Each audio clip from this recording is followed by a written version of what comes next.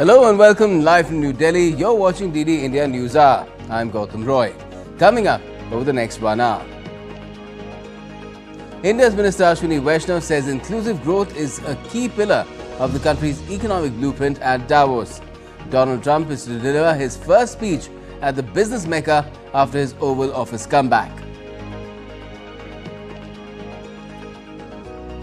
The Kremlin says it's ready to dialogue with Trump after the US President warns Russia of more sanctions if it doesn't stop what he called the ridiculous war in Ukraine. India's Prime Minister Narendra Modi says Netaji Subhash Chandra Bose's vision continues to motivate the nation.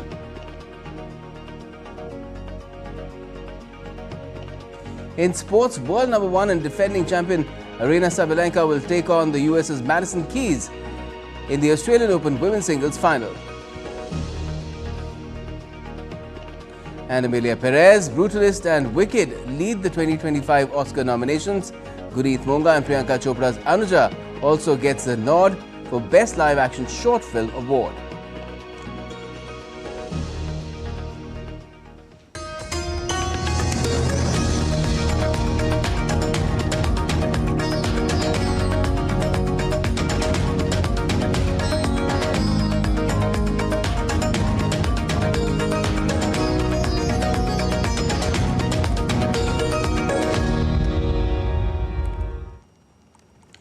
Well, the US administration is ramping up its efforts to combat illegal immigration through a series of executive actions and legislative measures. Meanwhile, international responses are beginning to surface, and a political exchange between current and former US leaders has taken center stage as well. Here's a comprehensive look at the latest developments in the US after Donald Trump's ascendance. In the latest attempt to tighten immigration enforcement, US President Donald Trump has directed federal prosecutors to investigate officials who resist immigration enforcement efforts. This move escalates the crackdown on illegal immigration, a campaign that has been central to his administration since day one. The Republican-led Congress has also passed an immigrant detention bill with bipartisan support as 46 Democrats joined 217 Republicans in approving the legislation. This is a good bill. It's a common sense law enforcement bill. Simply states, minor level crime now, local law enforcement can contact ICE to get these people detained, processed, and deported. These people, these criminals that come across that inflict violence on American families, they just get more and more emboldened. Meanwhile, the White House announced that 1,500 additional active duty US military troops will be deployed to the border with Mexico. The deployment will include 500 Marines and Army personnel specializing in helicopter operations and intelligence analysis. These forces will focus on setting up physical barriers and conducting border security missions. In response to these developments, India has expressed readiness to take back its citizens residing illegally in the United States.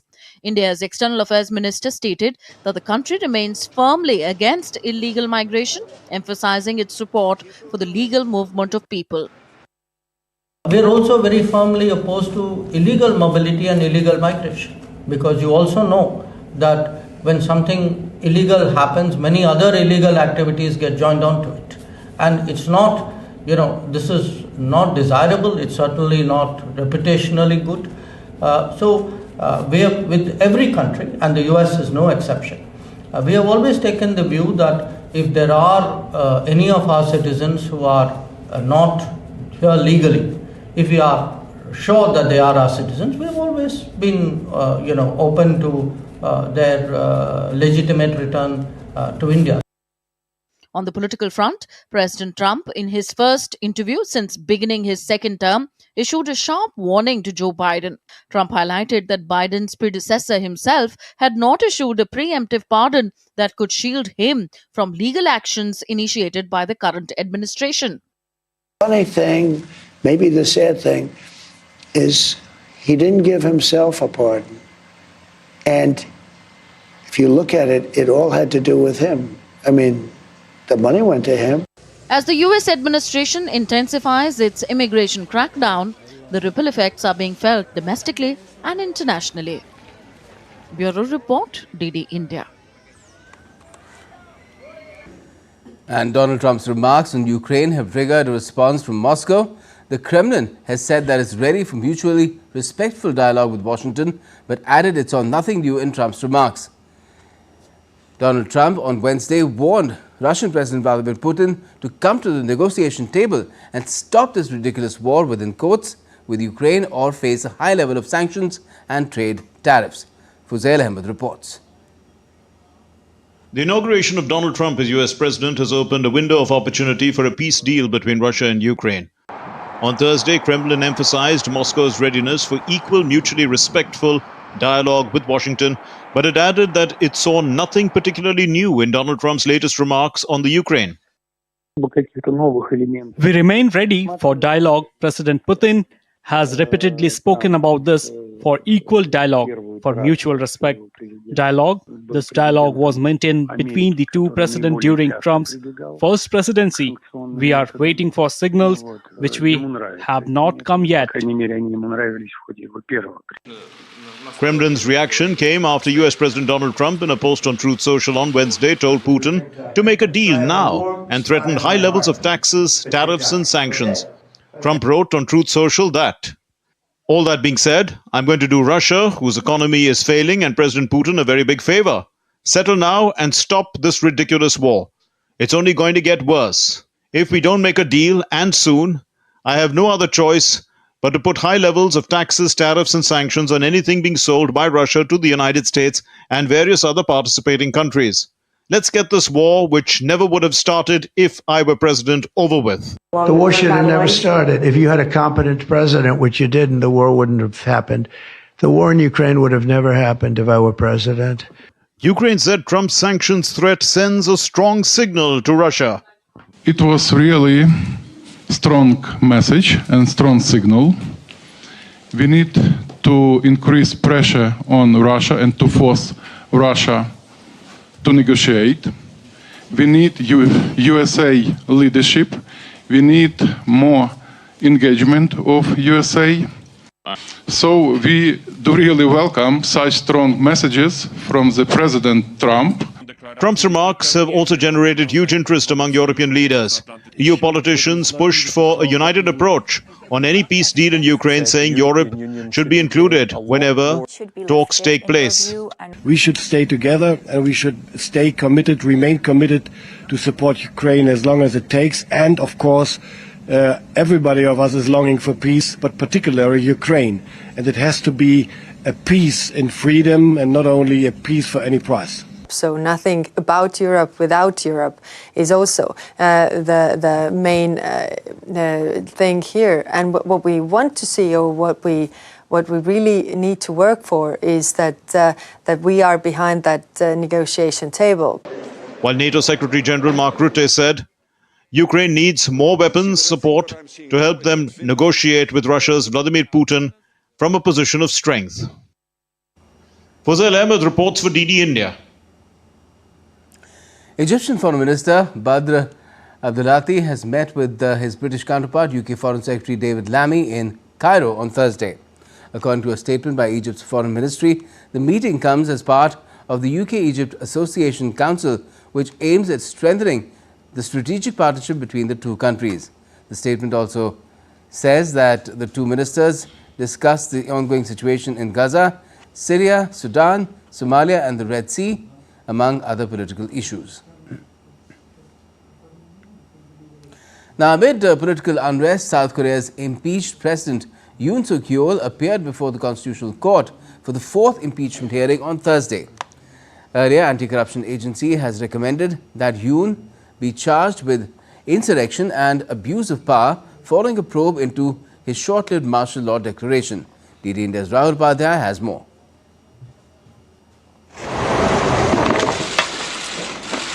A convoy carrying South Korea's impeached President Yoon Suk-yeol arrived at the Constitutional Court Thursday for his fourth impeachment hearing. A vehicle carrying former Defense Minister Kim Yong-hyun also arrived at the court as a witness.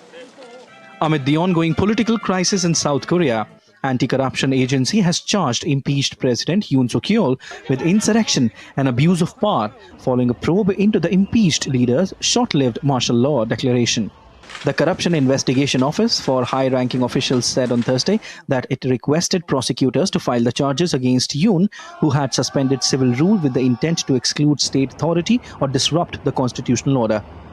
기소 여부를 결정해야 하는 검찰이 Despite the fact that the suspect is under serious allegations that he was the ringleader of an insurrection, he continues to be uncooperative to this day, not responding to the criminal justice proceeding and refusing our questioning itself. South Korea plunged into political crisis following Yoon's December 3, 2024 martial law declaration, which lasted just 6 hours as lawmakers voted it down. And this also led to Yoon impeachment. On January 15, Yoon became the first sitting South Korean president who got arrested. This crisis even affected the economy of the country. It grew less than expected in fourth quarter. Yoon's brief declaration of martial law that hit consumer confidence and domestic demand. Rahul Upadhyay's report for DD India. Now, NATO's admission of being in crisis mode and its endorsement of Donald Trump's call for higher defense spending has sparked debate, especially in relation to Ukraine's potential membership. At the World Economic Forum, NATO Secretary General Mark Rutte emphasized the need for more defense spending, echoing Trump's views on the Arctic's geopolitical significance. US presidential envoy, in a retort to the NATO chief, said that allies must pay their fair share on defense before considering enlarging the alliance. His comments came during an event in Davos in Switzerland. You cannot ask the American people to expand the umbrella of NATO when the current members aren't paying their fair share. And that includes the Dutch, who need to step up. And so when we have leaders who are going to talk about more war, we need to make sure that those leaders are spending the right amount of money. We need to be able to avoid war, and that means a credible threat from NATO. NATO needs to be absolutely prepared. NATO's admission that the defense alliance is in crisis mode, along with its endorsement of US President Trump's demand for allies to spend more, may create a dilemma regarding the Ukraine crisis, especially in light of Trump's stance on the issue. At the World Economic Forum on Thursday, NATO Secretary General Mark Rutte echoed Trump's views on the Arctic's geopolitical importance. No, he didn't say that he is going to invade Greenland. Nobody said that. What he said is we have to make sure that the Arctic is of a huge geopolitical interest and we have to get our act together. And clearly he's right here, and I know that he has on this the support of Mette Frederiksen and others. Rutte told a panel discussing Ukraine at the World Economic Forum that the need for NATO member states to increase their defense spending has put the alliance in crisis mode. So we are really in crisis mode here. So first, money, much more to be spent. Fast, the ones not on 2% have to get to the 2% in the next couple of months. We cannot wait any longer. The North Atlantic Treaty Organization, or NATO, represents 32 member states, including United Kingdom and United States, with its goal to protect the security and freedom of its members through military and political means. The organization also has a security collaboration with 5 other countries: Australia, New Zealand, Japan, Israel, and South Korea, known as NATO Plus. The debate over defense spending at NATO coincided with discussions about Ukraine's potential membership, as the US grapples with how to support Kyiv and secure Europe. US envoy Richard Krenell criticized NATO's push for expansion before ensuring current members fulfill their defense spending commitments. Amid the debate on defense spending and Trump's warning, some members have sought to ease the situation. Belgian Prime Minister Alexander De Croo urged against internal finger-pointing, while Germany's Defense Minister Boris Pistorius stated that the United States and Europe must remain united in their support for Ukraine. Bureau Report, DD India. Now, and still to come on DD India News Hour. With a rich tapestry of cultural diversity and military might, India is all set to celebrate its 76th Republic Day on the 26th of this month.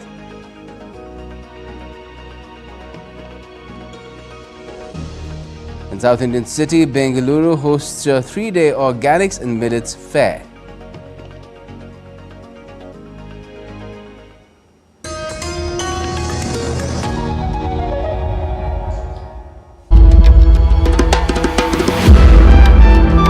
Timeless, boundless, and infinite. The essence of faith, the soul of Sanatan culture. From the sacred confluence of Prayag, where divinity descends to earth. Witness the grandeur, the devotion, the magic. World's largest cultural and spiritual gathering, with over 450 million devotees expected to attend. Mahakumbh, India's greatest festival of faith.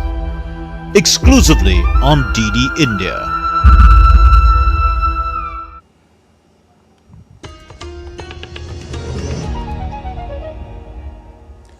Welcome back. You're watching DD India News Hour. I'm Gautam Roy. Now, on the occasion of Parakram Divas on Thursday, India's Prime Minister Narendra Modi paid homage to Netaji Subhash Chandra Bose.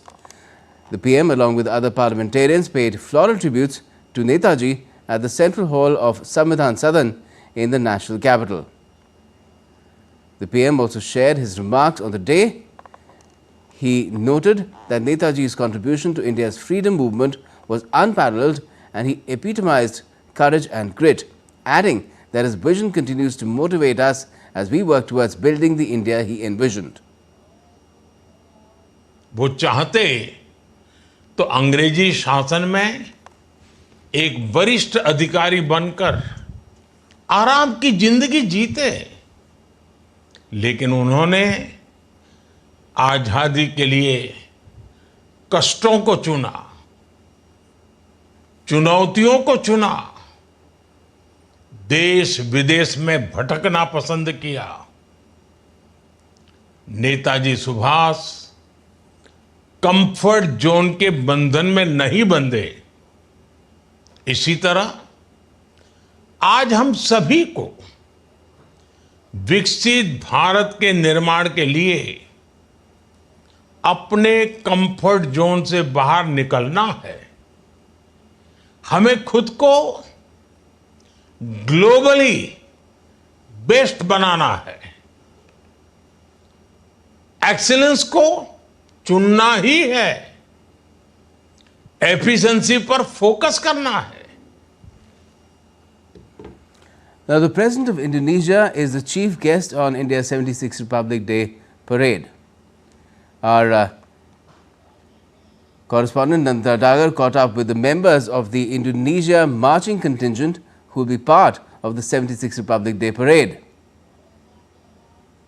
The President of Indonesia, Mr. Prabowo Subianto, is the chief guest on the 76th Republic Day, and he, along with our President of India, President Draupadi Murmu, will be witnessing and taking the salute of our marching contingents. Now this year, the Indonesian marching contingent is also a part of the Republic Day parade, where 352 members of the Indonesian army are taking part. Let's talk to them. What are the feelings that are coming to your heart, and you must be very proud? Yeah, I'm feeling proud, I'm feeling happy, I'm feeling it's an honor for me, and yeah, because we are the history. What are the feelings that are coming to your heart and mind when you are coming to India, a foreign country where your own president will be the chief guest? I'm sure it's a matter of great pride and honor for you.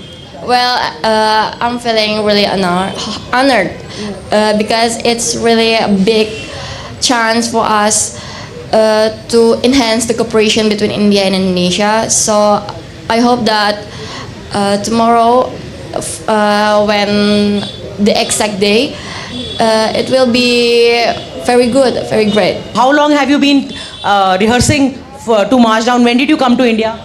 So I am part of the marching band. I am from the music band. I am playing the tenor drums. That's why my name is the tenor. Right? Tenor drums. What are they? Tenor drums are percussive instruments that are used to lead the steps in the marching. You're also part of the band, Yes, musical I'm part band. of the band. And as for preparation-wise, we have already prepared for this event ever since this early December of last year. Okay. And we trained in Jakarta, Indonesia from the early December until January of 2025. The International Commercial Organic and Millets Mela 2025 is being held from the 23rd to the 25th of this month at the Palace Grounds, Karnataka. India has been promoting millets as an alternative to staple grains as a more robust and eco-friendly alternative. Take a look. Millets are small in size but big in character. Millets are called cereals because of the huge amount of sugar they contain. These are ancient grains and occupy an important place in our diet. Millet, corn, saje, nawane, same, haraka, baragu, kurale and udalu are also called as grains or new grains. These grains are disappearing from us in recent times, and to give it a boost, the central and state governments have started promoting millets agriculture as a good alternative practice every year. Indian Prime Minister Narendra Modi has been talking about the benefits of consuming cereals for the country. He has told the importance of millets. Karnataka ranks third in millet cereal production in the entire country. The government has started promoting organic farming as a good alternative practice for almost 2 decades. With the first edition of the Organic and Millet Cereals Trade Fair organized in 2017, the state has taken the lead in the promotion of organics and cereals millets in the country. We have been experimenting with a lot of millets for a lot of dishes on the menu.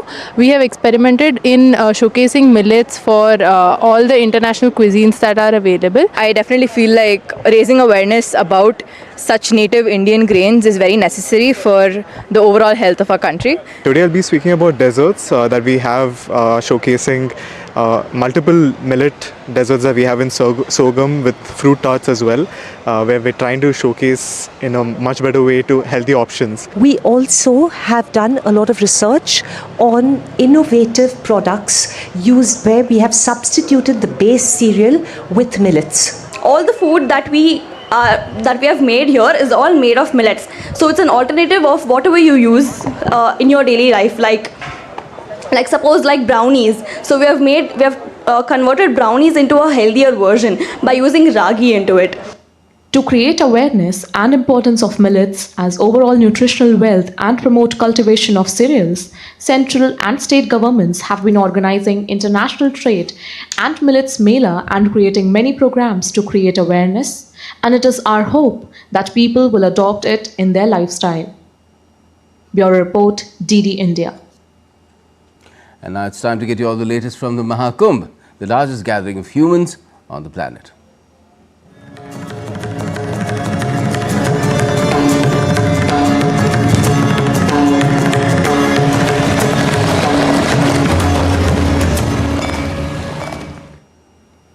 Now, Prayagraj is not only famous for the Mahakumbh this year, but it has a special place associated with the divine shrine of Lord Hanuman.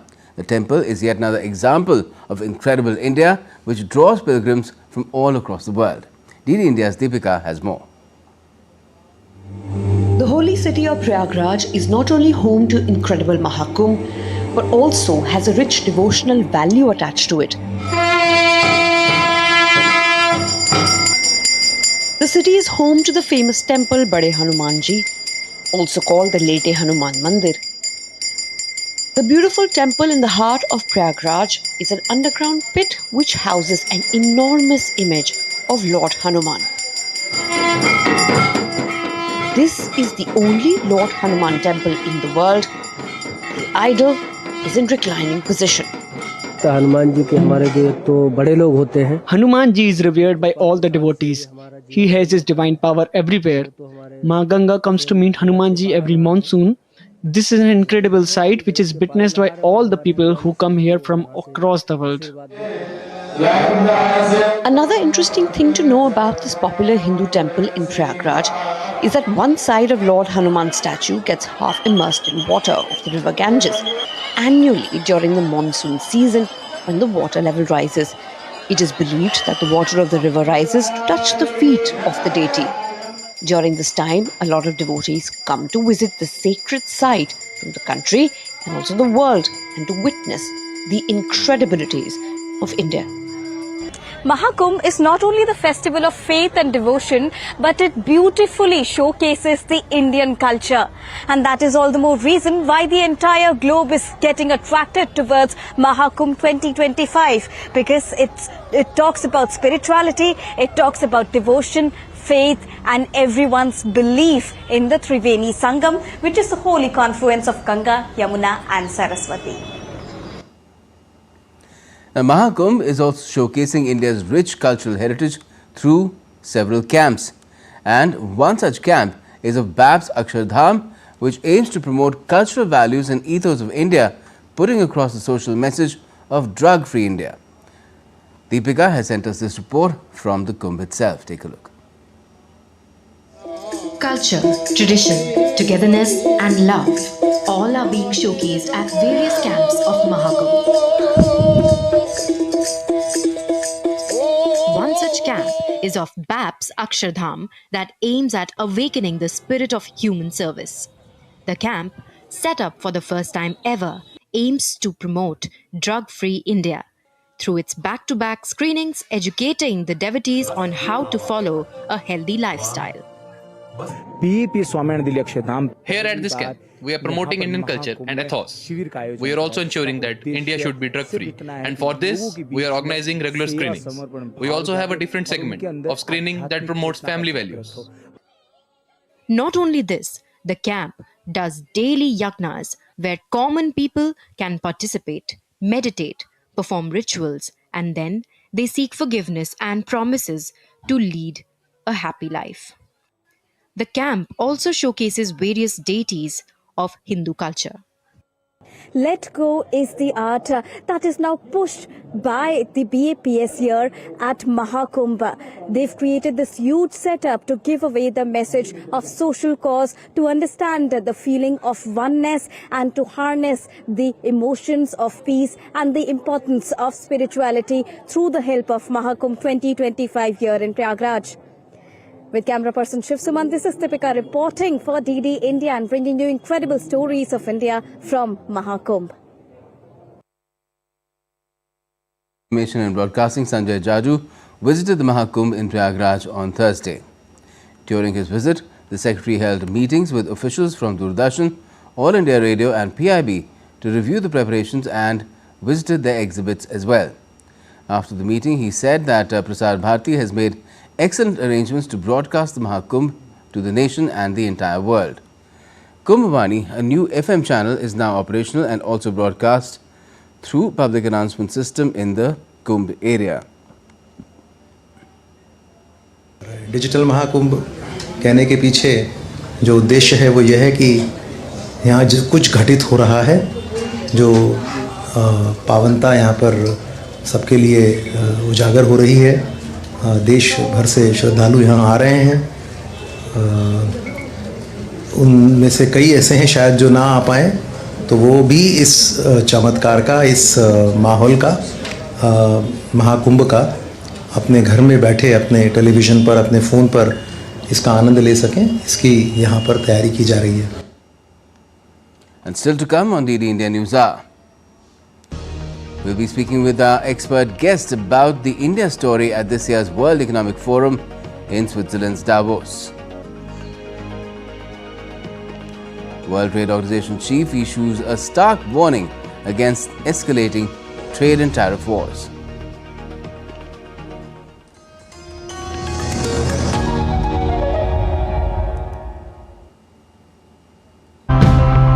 There is an urgent need for sustainable solutions to environmental challenges. Let's explore the impact of individual effort in addressing some of the most pressing issues for our planet. It's important to engage with policy. It's important to engage with the questions around us and to think beyond short-term fixes. It's such a nice thing to do for the nature as well, and once you do it, you also feel like something you have accomplished.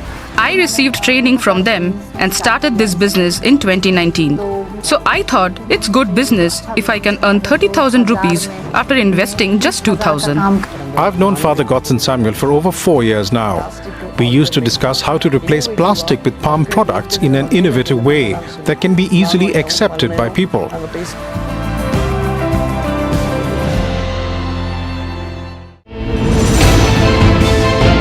Geopolitics and trade deals. Economic challenges amid development. Hard work and the path to prosperity. It's the economy always. Between walkers, money is what money does and says. Supply creates its own demand. Between the bulls pulls and bears tears. When supply chains globalization and India rises to the podium. We'll get you centered with the Economic Brief at 8 p.m. every Thursday on DD India.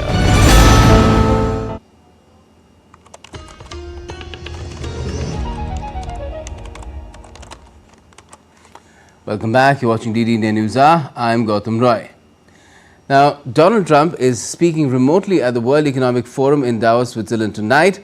He's also holding a discussion with business leaders, including Bank of America CEO Brian Moynihan and Blackstone Group CEO Stephen Schwarzman. This is going to be Trump's first major speech after returning to the White House and, of course, at this business mecca as well.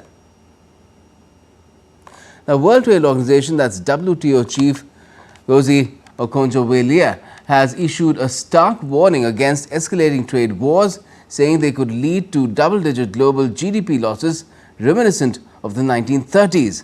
She cautioned that tit-for-tat tariff measures would have catastrophic consequences for global growth.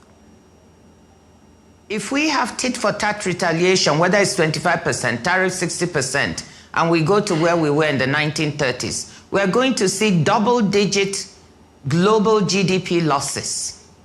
Double-digit. That's catastrophic. Everyone will pay. Everyone. And the poor countries will pay even more.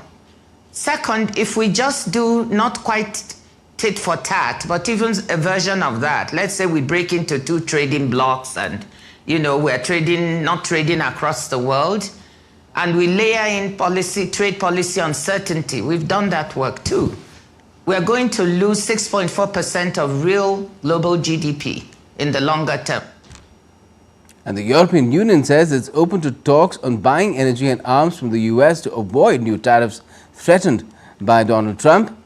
European Commission Executive Vice President Valdis Dombrovskis warned that the EU would defend its rights if tariffs are imposed, pointing to past retaliatory measures on US imports after Trump's steel and aluminum tariffs. Well, we are ready to defend our interests and rights if it becomes necessary. You remember from the first Trump administration when they introduced the tariffs against European steel and aluminum, we responded in a proportionate way. So we are ready to defend our interests, but first and foremost we want to engage with the US administration. Now, the India story is playing out strongly at this year's World Economic Forum in Switzerland's Davos. The states represented at the India Pavilion in the annual global business event are garnering investment commitments worth billions of dollars.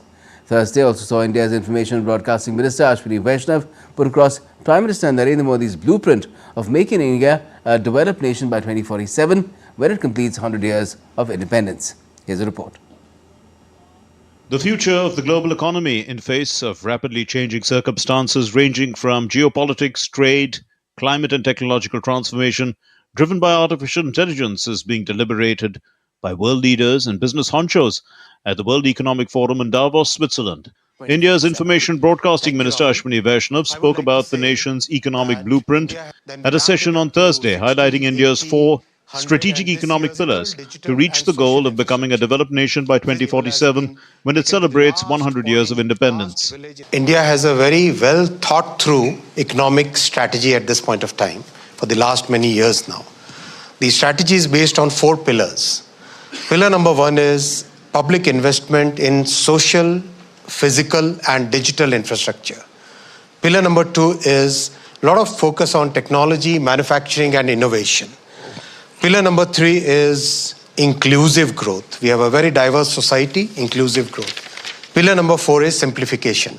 The day also saw the minister meeting HP Enterprise CEO Antonio Neri, where he said the global IT company has expressed its commitment. He also met Siemens CEO Roland Busch, saying his company will broaden its production and service offerings in India.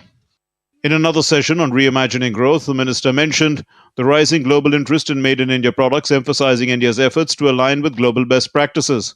Our purpose is common. Our purpose is to make sure that our country develops, our country gets that position which it deserves, and we will all work together going forward as one team. And we have had multiple discussions among ourselves how electronics manufacturing, GCC, whether it is one party in the center, another party at state, but we have pushed it to the absolutely without keeping any political considerations, and we'll keep doing that. The India Pavilion at this year's WEF is proving to be the cynosure of deal-making. Maharashtra has signed a total of 54 MOUs worth $184.7 billion, equivalent to 15.7 lakh crore rupees investment in just 2 days, with the largest commitments being made by Reliance Group and Amazon. Commenting about the success, the state's Chief Minister Devendra Fadnavis said his dream is to make Maharashtra India's first trillion-dollar economy among all states. $1 trillion economy बनाने का जो हमारा सपना है, महाराष्ट्र जिस गति से अभी चल रहा है उस गति से हम लोग 2031-32 में $1 ट्रिलियन इकोनॉमी बन सकते हैं। लेकिन हम लोगों ने जो इकोनॉमिक एडवाइजरी काउंसिल तैयार की थी, उन्होंने हमको एक रिपोर्ट दिया है, जो रिपोर्ट भौगोलिक दृष्टि से और अलग-अलग कौन से क्षेत्र में निवेश होना चाहिए, किस प्रकार से होना चाहिए, इसका एक उन्होंने हमको खाका दिया है, ब्यौरा दिया है। Clearly, WEF 2025 in Davos is proving to be a fertile ground for India to establish itself as a prime investment destination, keeping the growth flag flying high. Gautam Roy's report for DD India. So let's talk about the India story and how that is garnering a lot of traction as far as Davos is concerned. We are joined by Dr. Nilanjan Banik, well-known senior economist. Dr. Banik, what do you make of how deals have been struck, MOUs have been racked up in Davos this time around, and how people are really turning up and turning a very, very serious ear to what Indian ministers have had to say in terms of telling its story, its blueprint for economic growth and progress of its people there at the world's economic mecca. So, Gautam, at this point of time, what's happening in India, we were growing at 6+% level over the last few years, but this year, because of the election and because of other government activities, there was a dearth of capital investment coming into the infrastructural sector, because of which we have seen a slower down of growth rate for the last 1 quarter. Now, yes, but the government is saying that it's a blip in Q2. What is happening is there is a need for India to get access to technology, cutting-edge technology. For instance, if I'm talking about healthcare, for instance, if I'm talking about access to finance, for instance, even if I'm talking about manufacturing, be it automobile or electronics, there is need for India to get access to the cutting-edge technology. So what we are seeing in Davos, what the leaders from India are trying to do, trying to negotiate whether all the electronic giants, all the automobile giants, all the AI-led companies, whether they are willing to invest in India, because through that, we are hopeful that we will get access to cutting-edge technology. Because as you know, at this point of time, India, although is growing fast, we need technology, be it automobile, even in green energy, if you are looking into. There is a need for technology, and the way that technology can come into India is through the multinationals investing in India. So that is something I see some of our leaders, be it Chandrababu Naidu, be it Ashwin Kumar, or be it other leaders from other states, they are trying to bring in this foreign direct investment with the hope that it will also usher in technology flow to the Indian manufacturing sector. Because if you look into the India's productivity, we are still 1/10 of the US productivity. And the reason why the US productivity is so high compared to India is because they have access to the cutting edge technology. So the need of the hour is how to ensure that the foreign companies are not only investing in India, but also at the same time, they are bringing the technology alongside them so that our productivity also increase, like what we see in the context of other developed countries. And what do you make of the strategy that India has employed to go about doing this specifically at Davos, using the India Pavilion, ensuring that a lot of these chief ministers, some of them you mentioned, are there? Because as far as India is concerned, we are a federation, and it seems that we have cooperative federalism now working on foreign soil as well to bring in not just finances, not just investments, but as you mentioned, cutting edge tech as well, and other forms of assistance to ensure that India's talent pool also grows and benefits from international know-how. Absolutely, because if you look into India, we are now housing the largest number of global capability centers around the world. 40% of the global capability centers are now based out of India. So what are these global capability centers? These are actually the offshore wing of the various multinational companies. Now, when you see the distribution of these global capability centers in India, it's spread across states, irrespective of which political domain we are talking about. So for instance, you will have most of the GCC spreading across, let's say, northern part of India in Gurugram, in Delhi. Also, you will find the global capability centers setting up their offices in Hyderabad, even in Patna and Calcutta. So basically, all the leaders, all the business political leaders, they know it is very important for their state to bring in business, because at this point, what is more needed is to how to generate employment. And when we are talking about employment, the employment generation will only be meaningful if our labor force are skilled enough. So most of the political leaders, what they are trying to do, they are trying to ensure that the process of investment is smooth enough so that there is no kind of red tape or barriers when any government or any multinational companies, they try to set up their operation in that particular state. And that is something getting reflected when we see some of the state leaders, they are going and opening up their booth over at the Davos. Right. And what about the kind of challenge that is being posed by the kind of policies that Donald Trump is initiating in terms of America First, the tariffs that he's talking about, and he's saying that we will ensure that America expands in every possible manner, grows as well, even if territorial acquisitions are required. Do you think that is also a concern for people at Davos and also for India's business interests? So if you look into the major tradable items between India and the US, you will find maybe 10% of those items are going to come under Donald Trump's tariff if he hikes the tariff. 90% of the items are actually outside the purview of whether Mr. Trump imposed tariff or he doesn't. So basically what is needed at this point of time is to look into our own domestic distortion, be it setting up a single window.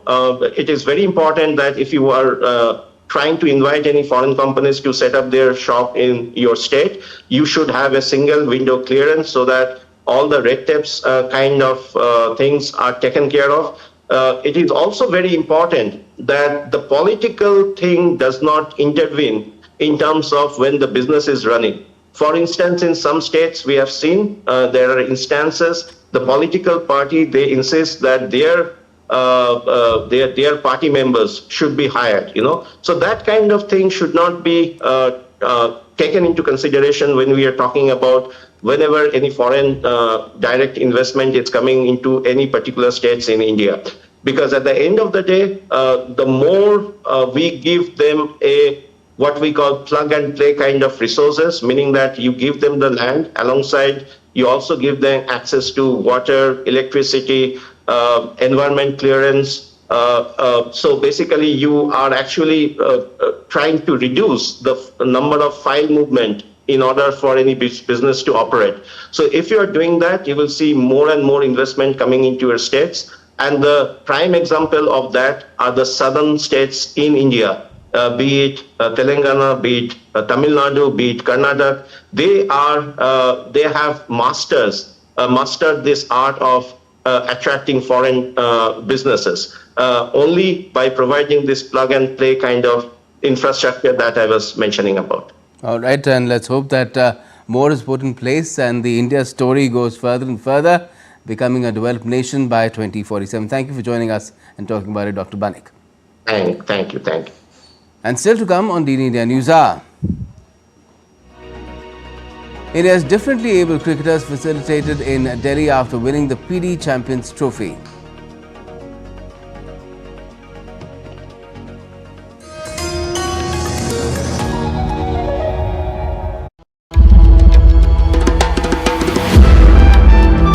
Timeless, boundless, and infinite.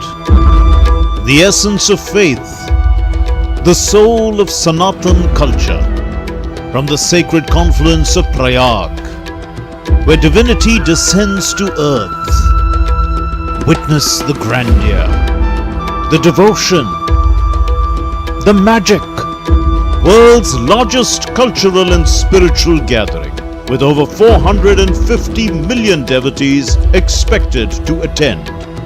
Mahakumbh, India's greatest festival of faith. Exclusively on DD India.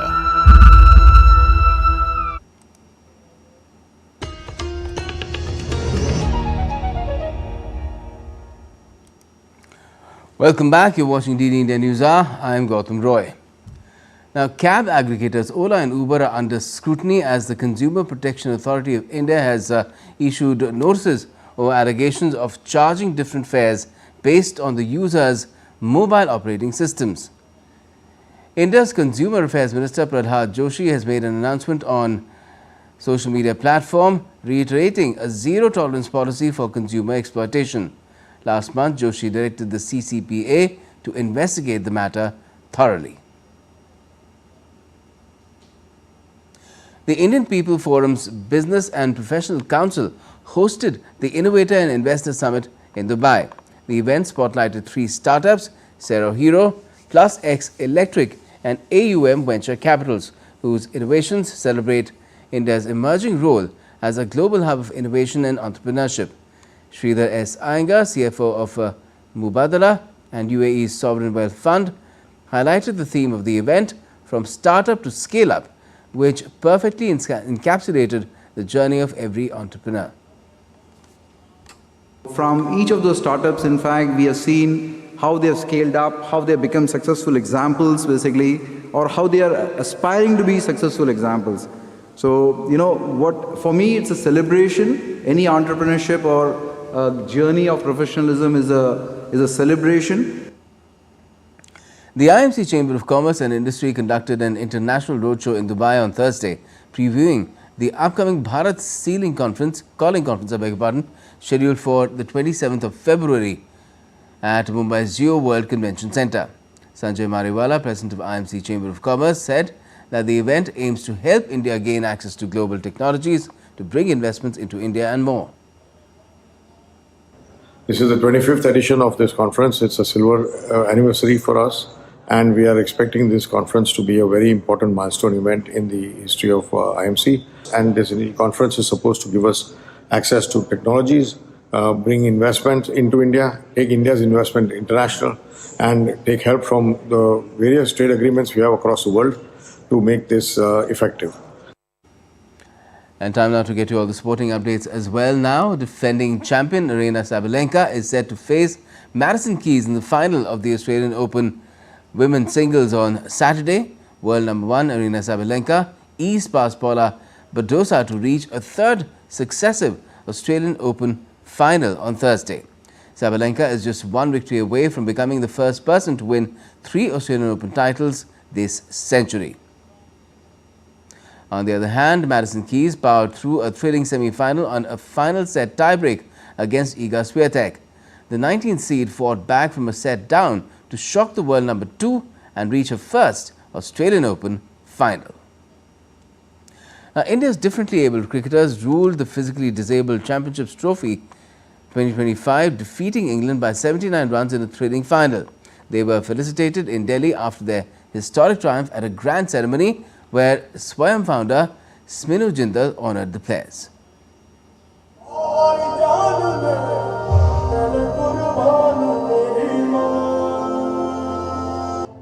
India's differently abled cricketers stamped their authority on the international stage, dominating the Physical Disability Champions Trophy 2025.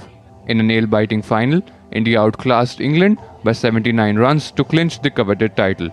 The champions received a hero's welcome in Delhi, where a grand felicitation ceremony celebrated their success. Led by the dynamic Vikrant Kenny, the Indian team displayed exceptional cricket throughout the tournament. जो हमारा DCI management है और हमारा supporting staff है Rohit sir, जो हम लोग को हर बार एक ही बोलते कि आप प्रोसेस पे ध्यान दो, जितना आप प्रोसेस पे ध्यान दोगे उतना आपका गेम अच्छा इंप्रूव होगा. तो हम लोग ने वही किया और जो प्लेयर्स थे बहुत लाजवाब, इंडिया के जो हर स्टेट से आए लेकिन ऐसा परफॉर्मेंस किया कि जैसे कि कोई बोल नहीं सकता. Sminu Jindal, founder of Swayam, praised the players for their incredible achievement. You know, India is a big country and it has a huge amount of talent in the villages. We've just started scraping on the top. We haven't really understood the potential that India has to change the world scene.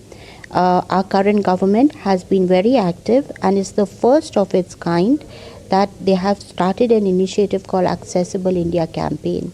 Under that, as a good citizen, I would like to contribute what I can contribute to make India shine further. This victory is more than a trophy. It symbolizes the relentless spirit and remarkable talent of differently abled cricketers. Their journey inspires the nation, proving that no obstacle is too great for those with the will to overcome. Narayan Singh's report for DD India. Now, the Union Territory of Ladakh started off their campaign with a bang at the Khelo India Winter Games 2025 by beating Rajasthan 20-0 in ice hockey. DD India's Abhishek Mahajan spoke exclusively with the players of the Ladakh ice hockey team who are also part of the Indian ice hockey team. We are at Leh to cover Khelo India Winter Games 2025 and the victorious team UT Ladakh is with us, and these are the players who are part of the Indian team also. I have Galson with me, Chamba, Mustafa also, and Lotus too. Welcome all of you. Galson, first question from you. Congratulations for the victory. It was quite easy. You won 20-0. Yes, thank you. It was our first game of this Khelo India Winter Games. So it was a good opening game for the team to get used to the ice and the team, because the team has been selected from lots of local clubs. So it was a good game to start off with.